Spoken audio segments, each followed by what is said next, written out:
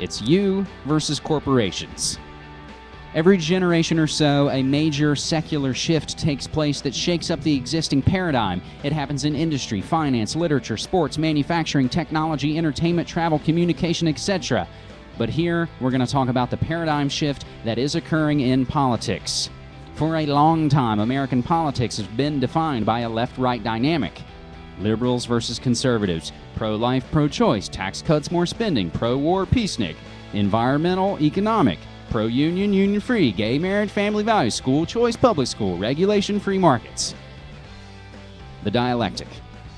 The new dynamic, however, has moved past the old left-right paradigm. We now live in an era defined by increasing corporate influence and authority over the individual. These two interest groups have been on a headlong collision course for decades, which came to a head with the controlled demolition and bankster bailouts. Where there is massive concentrations of wealth and influence, there will be abuse of power. There will be abuse of power. The individual has been supplanted in the political process nearly entirely by corporate money, legislative influence, campaign contributions, even free speech rights. If you want to break it down, most of the regulations that govern energy and banking were written by corporations. That's the biggest influence on votes, corporate lobbying, political action campaigns, now unlimited, patent protections continually weakened, Supreme Court ruling that corporations have free speech rights equivalent to people. So much for the original intent. We all know that corporations are people. The left-right political phony paradigm is collapsing, and that's why you see co-opting of breakout movements, pleading for some type of third party.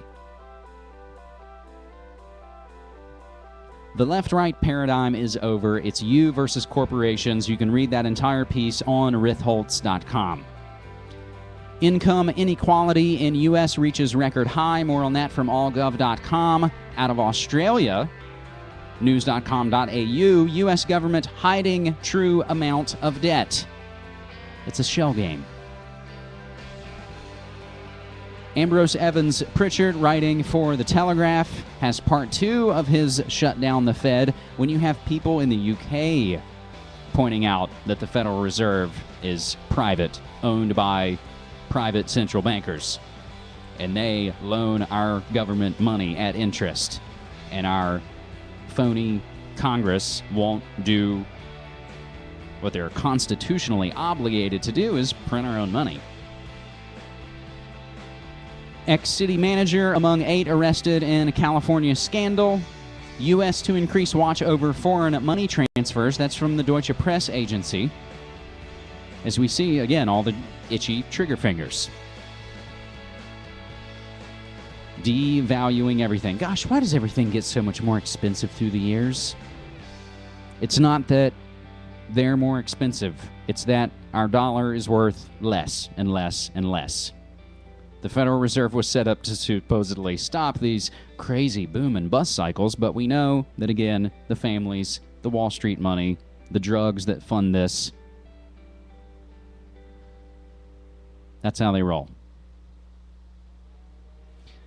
A disturbing one from McClatchy on China's dark side. On the Yellow River, corpses mean cash. Corpse farmers. That's the model state. That's the UN's most favored nation. We'll get into more of the history of that towards the end of the episode, with Mao and his great leap forward. So as we look around the world, we do see massive protests erupting, and we finally see now that word austerity being used. Where did that word come from? Just kind of came out of nowhere, didn't it? Massive protests in Europe. We had speculated on New World Next Week about a possible uprising or coup in Greece. Now we look at the newspapers late last night. There has been a coup in Ecuador. More on that in just a couple of minutes.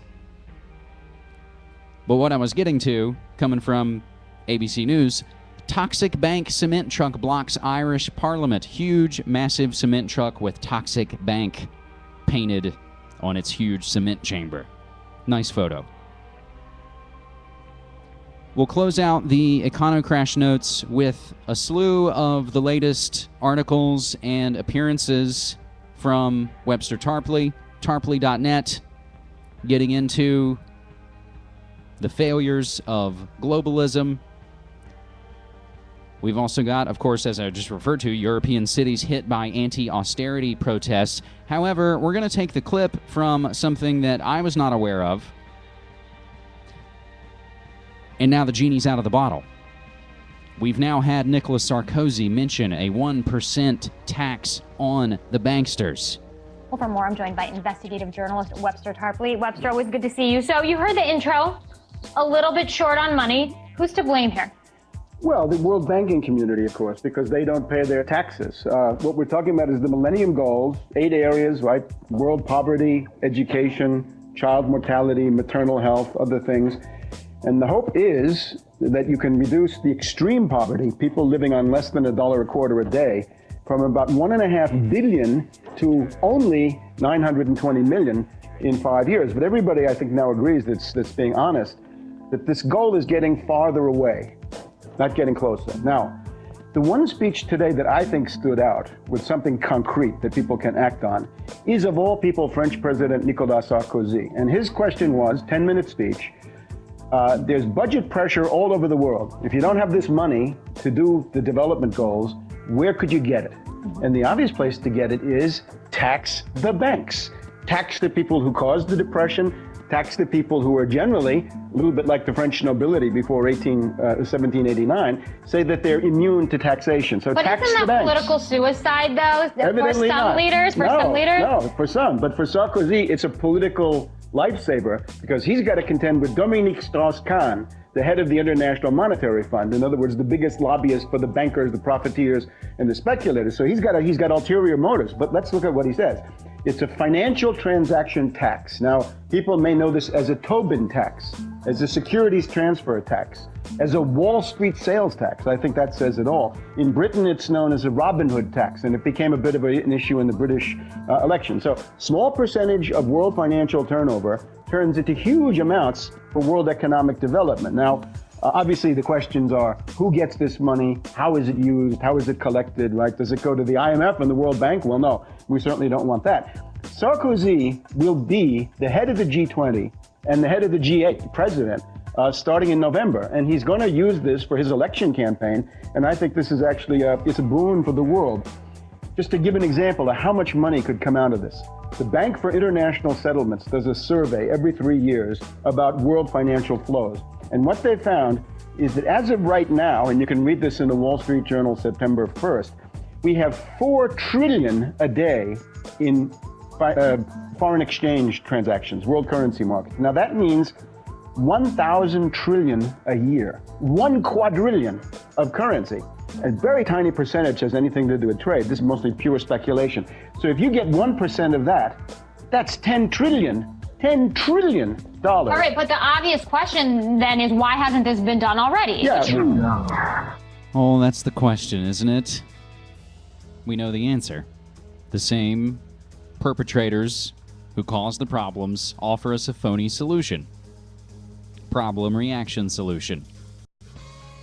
As we move on to our geopolitical rundown, the grand chessboard, if you will, we take it from the Washington Post going back to Tuesday, September 28th. And speaking of France on high alert as officials warn of possible terror attacks. When an unclaimed package was spotted in a busy Paris subway station Monday, police immediately diverted trains, ordered thousands of frustrated travelers into the street, and dispatched a bomb squad to test for explosives. Within a half hour, the armor-suited specialists had determined there was no bomb. Train and subway passengers flooded back into the Saint-Lazare station. Rail lines reopened, and France's increasingly nervous anti-terror authorities breathed a sigh of relief. The alert was short-lived, but the message was clear. France has the jitters over the possibility of a terror attack. In a country where people sometimes make fun of precautions taken in the U.S. since 9/11, Sarkozy's government has gone out of its way in recent days to warn repeatedly that terrorists may be planning a new attack in France.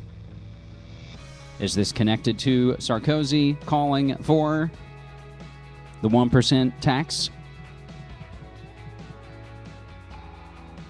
We can speculate.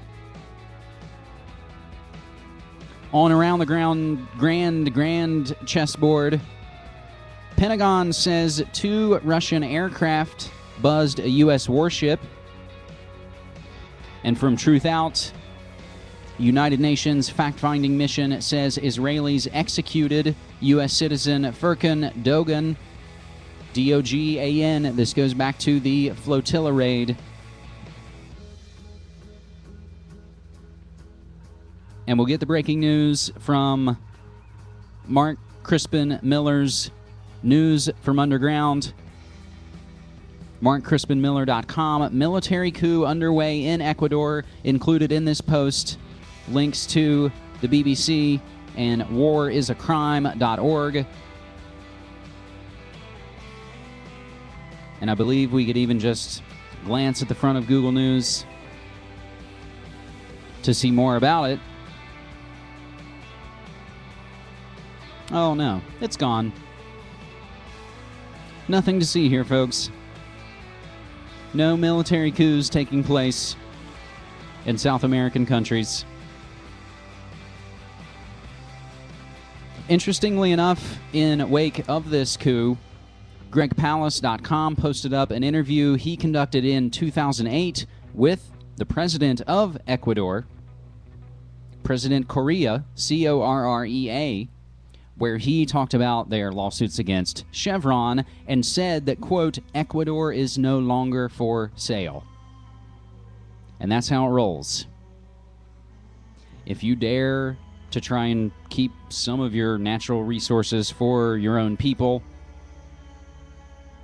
you'll be softened up by the private military contractors who will make cozy ground for the international corporations to come in and steal your resources and pollute your land and give you a pittance for it.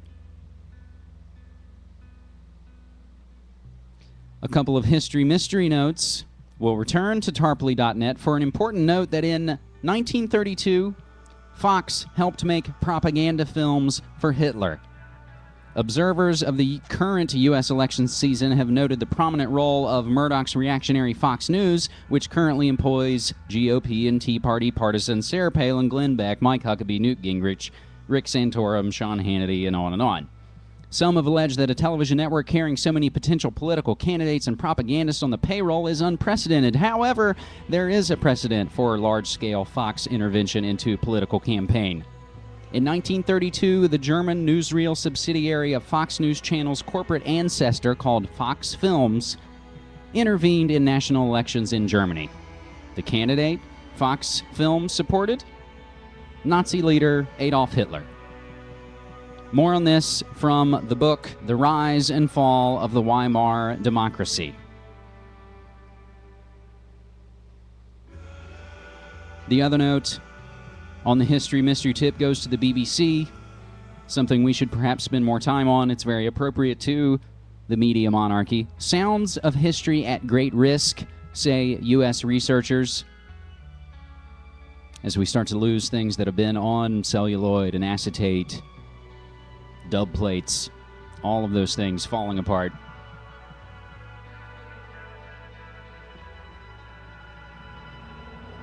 So there's your history mystery. There are your geopolitical updates. There are your econocrash updates.